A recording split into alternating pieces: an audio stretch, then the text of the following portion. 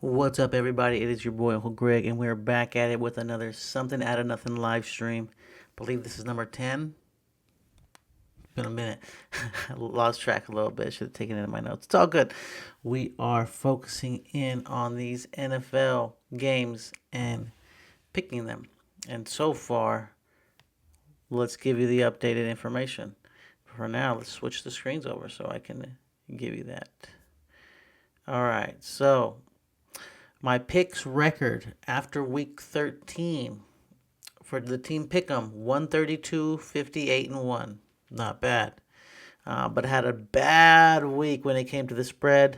Ended up being 5, 10, and 1. Yeah, 5 correct, 10 wrong, and 1 push. Getting my record to a total of 80, 87, and 5. So I'm 7 games behind to get to 500 on the win and loss record. But yeah, not a good week. Let's see if we can improve this week, though. Let's get into the week 13 top 10, and then we'll give you tonight's pick, and I'll make another video for the rest of the picks for the weekend. But as for this top 10, after 13 weeks of NFL action, let's get it going. So first off, we have the Green Bay Packers. After a solid performance outgaining Detroit on every offensive category, Green Bay slides into number 10. They have the fourth best passing yards per play given up with 5.2. So their defense is holding up, allowing them to get some chances to win, and they've done it 8 times. So let's go to the next one. We're going to start going these little quick because my videos have been in like half hour. I'm trying to shorten these up. So let's get these notes a little quicker. Next up, Houston Texans, allowing the least amount of yards per game this season with 265 per game given up. Third in passing yards per play given up with 5.1. Houston Texans defense is becoming alive. I believe they got their quarterback recently. His name is slipping my head right now. It's all good.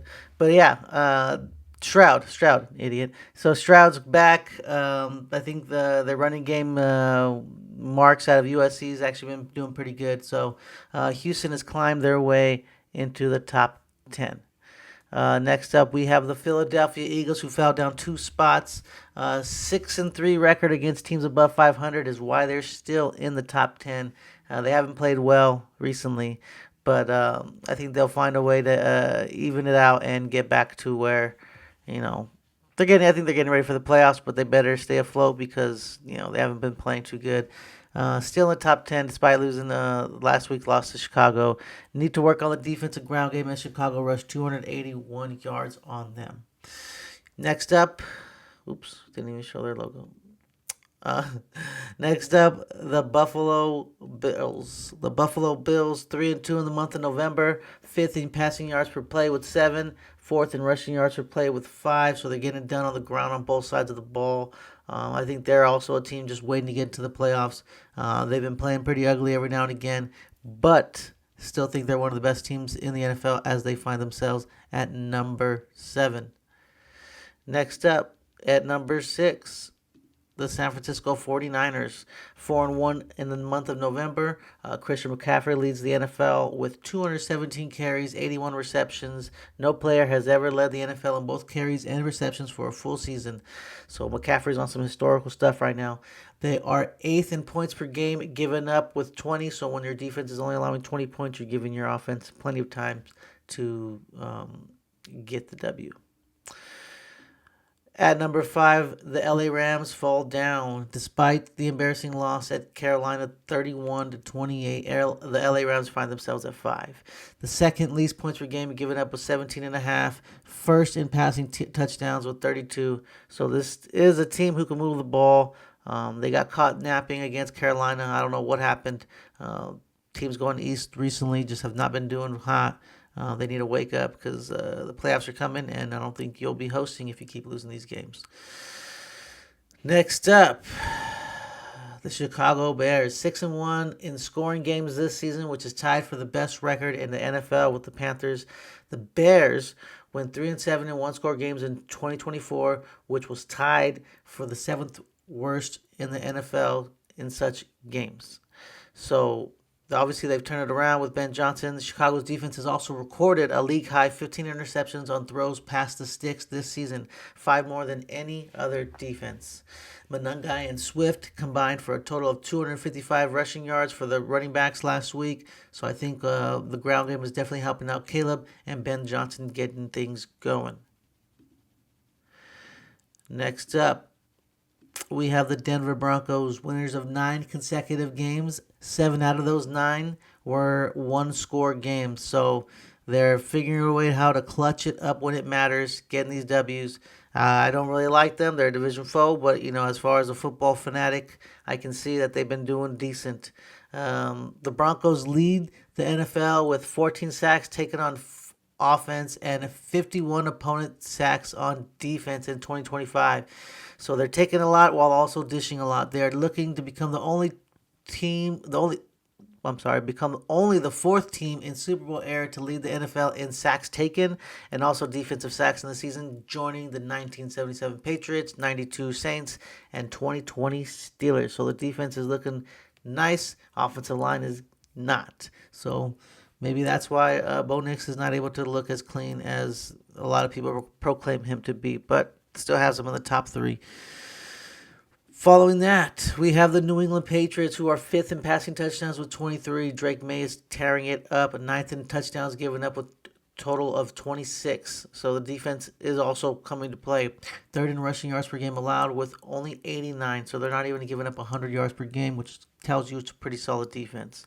And last but not least, making a return to number 1, the Seattle Seahawks.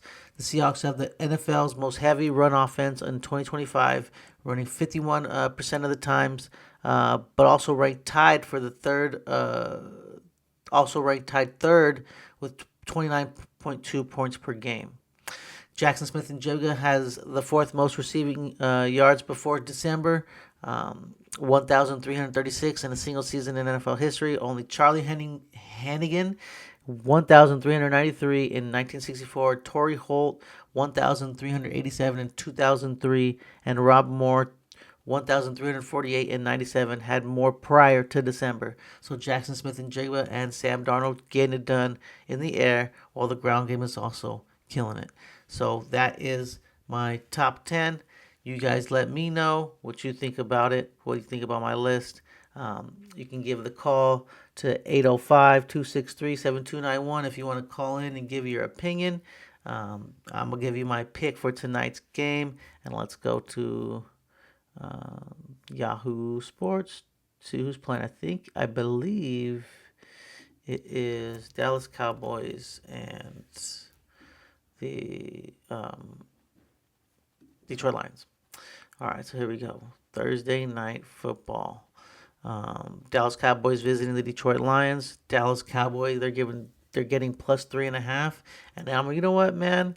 I think I'm gonna rock with it. I think I'm gonna rock with this Dallas Cowboys offense that's been rolling, and their defense since they've been making the trades with Kenny Clark and Quinnen Williams. Teams have not been able to run, and I know Detroit likes to run in order to help Jared Goff. So I think they're going to force Jared Goff to pass, and we'll see if he can beat the Dallas Cowboys. I don't think that's going to happen. So the pick, I'm going Dallas Cowboys, and I'm taking that plus 3.5. So that's it for now. I'll make another video for the rest of the picks for the weekend. If anybody wants to give a call, you got the next couple minutes. Let's see if I can free ball. How about the Chicago Bears, man? They're looking hella good. Caleb Williams, I think they're like 5 out of 5 in game-winning drives prior to last week, so not bad. Can't complain. Ben Johnson doing the thing, running the ball as well. So obviously, what I'm seeing a lot this season, the running backs helping out the quarterbacks. It seems like if you got a good running game, you're going to be able to help out your quarterback, and your pass game should be pretty decent as well. So seems like the run game is predicating or the passing game is predicated on the running game, which I think it's always been in history. And I know they try to say it's a passing league, but I think it was for like a hot second. But I think it's reverting back to the ground game and having like a few backs to use because I mean they take a beating, so you're gonna need some backups. But all right, no phone calls. It's all good.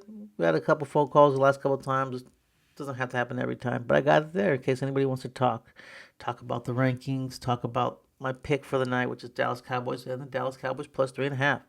So, all right, well, you guys have a great one. I'll record the next video. You guys will see when I'm live.